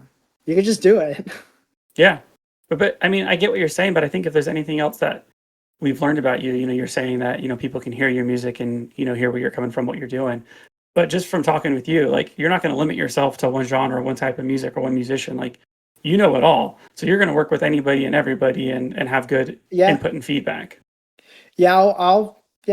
I'm very open to doing stuff. Yeah, I guess what I mean by that is more like not necessarily listen to like if it's musically where you're coming from, but if it's just Yeah. like, hey, he just recorded some stuff and Yeah. this is the. I guess I'm talking more about like fidelity, right? Okay. Lo-fi Yeah. It's just like, hey, it's recorded on this same device that I'm using to use this microphone. Um, you know, if you're looking for like, you want to be famous, yeah, I'm maybe not your guy. But if you're like, hey, I just want to record some stuff I've been writing, Yeah. I am your guy. For So, sure. you know, I love that, man. And before we go, you have to say it, your definitions. And so I told you before we added a third one. So I need your definition of punk, emo, and now screamo. okay. So I was actually thinking about this. I'm gonna give kind of a bad answer, but Perfect. it kind of feels to me like, okay, so this is what made me think about it. I told you I've been listening to Los Lobos. Yeah. And at the end of this live album, they have Live at the Fillmore, which is really cool. It's got all kinds of Very, different music on it. They very screamo go, band. Yeah, you're right. they at the end, they say, thank you for joining, or thank you for listening to the Los Lobos Blues Band. And I'm like, I would not consider them a blues band at all. Okay. So actually I was thinking, like, are you just is the genre you are just what you say you are? Like, is it just what Yeah. your philosophy that Sometimes. you go in? Like, their philosophy then, are they just saying, I'm coming at it from the philosophy of we are a blues band? And what does that mean? You know? So, my definition of punk is, it's funny. Well, I'll say it. I still have YouTube up here, and one of the things is this will probably mean nothing to you. One of the like YouTube thumbnails is CM Punk, who's like a Okay. wrestler. Yeah. He's like big into Black Flag and stuff, Yeah. whatever. But it's funny, as I said punk, I saw that and I was like, what the? But that's a tough one, because also like, so I actually really do like punk music, but I don't know where I think you come from. Like you like more of a later era of punk, because I really like Misfits, Yeah. Ramones, like or like the Damned. Like I like that kind of stuff. Yeah. Um, and that is very different than I think a lot of punk bands now. To me, okay, let me say something about punk. This is gonna be a whole thing. So like there's a band called The Music Machine that was a Uh-huh. big influence on like the Ramones. And like I kind of would consider The Music Machine a punk band, or like the Stooges. Like to me the Stooges are a punk band. So a punk band, Yeah. if a punk band is just, you know, I don't know, it's just like playing hard and raw, I guess. If I had to explain it, it's like, Yeah. but by that metric, it's like, when the Rolling Stones are playing in 1963 and they're 10 times louder than anyone else, I think it fills the same niche that maybe punk would fill. I don't know. It's, to me, punk is like this. I don't know. To me, it's almost not about like the sound of the music. It is more Okay. about the attitude. It's, what it is. It's the attitude of being a punk. That's I what like that. punk, those punk kids or whatever. If at any era, which is why I think the genre, the label has gotten so diluted, because what it Yeah. means to be a punk kid has now there's I'm a punk kid to this generation, but not this generation. Yeah. I'll look at kids and go, those punk kids made me. So I don't know. Yeah, sure, that'll be my answer. To me, punk is just if you're being a punk kid or an old man, Yeah. but you're being a punk. I love that answer so very much. And earlier when you were talking, I was thinking about like my definition of punk. Because like I haven't shared it on here, right? It's the only question I ask everybody, but I haven't fully shared it on here. So I love what you just said. Completely agree with what you just said. But also I want to say that to my definition, you're punk, right? Oh That's not the music yeah. that you're playing at all, but you're playing the music that you want to play the way you want to play it. And you're not BSing, you're not beating around the bush. So to me, that's one of the most punk things that you can do. Well, I mean, I like that. I don't think anyone's ever called me punk, but I do like it. I would like to be called it. So I will happily wear that label. So yeah. So what about emo and screamo? I know So you love emo so much. well, no. So the thing is, like, I don't. I might like emo because I don't really see. That's a category that I really don't kind of understand. So like, okay, I'm gonna ask like genuinely. Yeah, let's hear it. Do you know the band American Football? Is Yeah, American Football emo? I would say I most honestly people would say that. I what? would think so. I would say that most people would say Okay, that American football but is like, would like, something like Weezer be emo? What about like Pinkerton era Weezer, like early Weezer? Would that kind of yeah. emo? And that just depends on, I mean, I would say like where the mindset was at the time and like how you perceive it, Yeah, right? right. Yeah. So it's the mindset of time because like I know like they're very influenced by the Beach Boys also. So it's like, but the Beach Boys are not emo. Yeah. Yet, you know, Yeah. they are doing a lot of like, I don't know. To me, emo is almost, I guess it's more of the,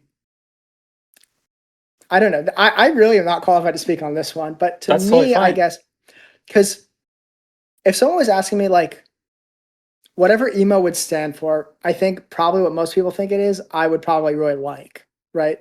Yeah. Um, from like from the, if it's like just about like really like high emotion, like I'm putting my full soul into this, which is what I think of probably how I would define it. Yeah. I'm putting my vulnerability into this. To Yeah. I me, like like that. that is my favorite kind of music, but I Yeah. wouldn't say necessarily.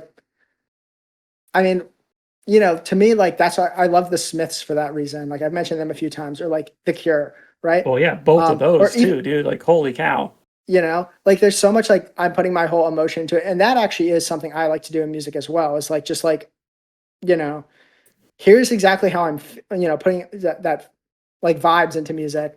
Yeah. Um, but that's when I think has been especially um, I feel like locked in with certain bands, maybe like maybe like the I don't know because it also like crossover with like a lot of pop punk type of stuff. That's when I feel Yeah. like that's why I'm like a little bit confused on what it actually like what most people think it is. Because to me, what it is yeah, just putting your whole spirit, your whole like vulnerability into the music.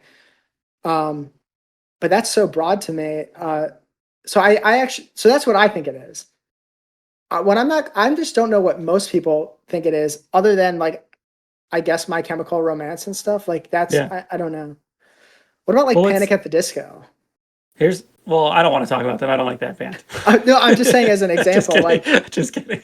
um, I know two Panic at the Disco songs, but like you That's know, too many. I'm sorry. I know I know Nine in the Afternoon, and I know Death of a Bachelor, which I know only has the one guy on it, and then he sang with Taylor Swift. So I don't know anything about Panic at the Disco. So Yeah. I just used it as an example because what is that? I don't know. Garbage. That's what I would call it. But So like, here, oh, go ahead. mhm. Oh, I was gonna say, what about something like do you know water parks? Like, what about water parks? I Like, would think they would fall under like more pop punk, right? yeah. See, that's where I get I like so mean, confused but on like that line, I very suppose. poppy. But here's a thought that I Yeah. just had, and so I might cut this out because I might be really embarrassed that I'm saying this. But you talked about shoegaze and you really like the shoegaze. So like to me, it's really interesting that you like shoegaze so much because usually shoegaze bleeds into a lot of emo, right? Like a Well, lot of it time that definitely does. Like, if it's something like American football or something, or like I know like yeah, people talk like math rock or whatever. But no, yeah. yeah, there's definitely some huge crossover there. Um, so I don't know. It's just like, yeah, So like I mean, one, it's interesting to me too because like Smiths and Cure are like a lot of the times considered like original old emo just because of like the depressing nature in their Yeah. music. But with the shoegaze, right, like that bleeds into emo so much. And then you brought up Mhm. pop punk, which is my favorite thing. And a lot of Yeah. times when you're describing bands, you're like, yeah, they're a pop punk, emo, easy core type band, right? So like Mm. emo and shoegaze go hand in hand. Emo and pop punk go hand in hand. And not saying like every band has both of those, but a lot of Yeah. times like people that either inspired by that music, like they bleed into each other. So my thought is like how much of emo is shoegaze blended from pop punk of like we like Yeah. these kind of catchy fun music, but like we're depressed and we have these longer songs. Yeah. Well, I mean, I do like those. If it's songs where people are depressed and it's overly long, those are some of my favorite songs, honestly, 100%. Um, but like, I really like, what was I just gonna say? Oh yeah, like I really like goth music, like Yeah. like original goth music. Yeah. I know that's another thing that has like really shifted the definition of has Yeah. shifted, but see, I would put something like The Cure as like I would say The Cure are like a goth band, but like is like it seems like that just label has died out. Nobody refers to things as a goth band. Yeah. Oh, we're a Well, goth band. and you brought up The Damned, and that's what I think of. Yeah. So or like Typo Negative would be like a later goth band, I suppose. Yeah. But like, I wouldn't say it's necessarily adjacent thing. I don't know. That's the one where it's like you mentioned that to me, and I was like, I will have to think about that because it's the most confusing one to me because it almost has like the most cross section of different stuff, perhaps, or Yeah. one of the most. Maybe because it is so emotion based, it is so vulnerability based Yeah. that almost is the main thing as opposed to the specific sound. Um, yeah. And last one, Screamo, your favorite. I think Screamo, yeah, again, I don't know much about Screamo, but the first thing that comes to mind is you get to dress like a skeleton, but on my album cover, I'm dressed as a skeleton. So, um, It's the most punk Screamo album the of all most time. punk Screamo thing. MJV. Yeah, yeah, yeah, definitely Screamo genre. But I think that would also, you know what I think it would be? Okay, here's what I think it is. Punk is how you are perceived. There's Okay. punk kids. Yeah. Um, emo would be like putting the vulnerability into it. And screamo would be like to me the physical. It's almost like a physical. It would be like primal scream therapy is how I think about it. Okay. Do you know like primal scream therapy? No. It's just this thing where I don't know if it's like real or if it's like this. I don't know if it's real or fake, basically, but it's this like thing in like the 70s. It was like in the 60s, like just scream at the top of your lungs and like get it out of the system. Yeah. But to me, scream was almost not that, but it's like a physical. You're almost bringing a physical element to the. You know what it is in my brain? This is probably so incorrect. I don't know. They have like Mongolian throat singing, and it's like Yeah. it's it's using the body as an instrument in a way that is different than just Yeah. singing. I think it's like that, and Yeah. it's maybe bringing that element to it. Now, if you're the bass player in a screamo band, then I don't know, but I think it is probably more. I don't know. One thing I will say about like screamo and metal band things, because a lot of people are in bands like that, is I feel like out of any genre, they have the best connection to the audience for whatever that stands for. You Yeah. know, they always have. They're always great with the fans. They always have like cult followings. People love all that stuff. So I don't know. To me, it is. That's the weird thing. I guess also is just like really like you know, or like a lot, especially more towards the screamo thing. Those seem. I don't know what I mean by this, and I've mentioned now wrestling like 3 times weirdly, but to me, like screamo's like indie wrestling, and I don't know if anyone will know what I mean by that, but it's really like for the people. It's like Yeah. it's a give and take, right? Yeah. Indie wrestling, it's like okay, well, we're not doing the best wrestling in the world, and we're expecting people to go like, yeah, kill him, and kind of like Yeah. play along. It's a double sided thing. Screamo to me is like that. And this could be like completely unfounded, but this is my viewpoint from That's what having I want. not I want your really been in opinion. a Screamo band or anything. It seems like it's really actually that relationship between you and the audience is a big thing. It seems very live, like the live show is an important part of it. Yeah. I don't know. And the community part of it.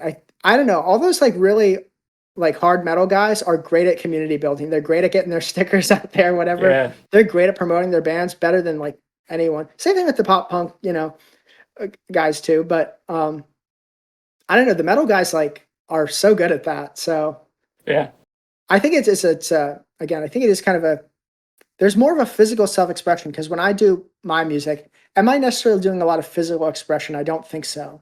But you see some like indie metal band and like it's a more of a I don't know. When you do more physical things, I think you're more in touch with the audience also.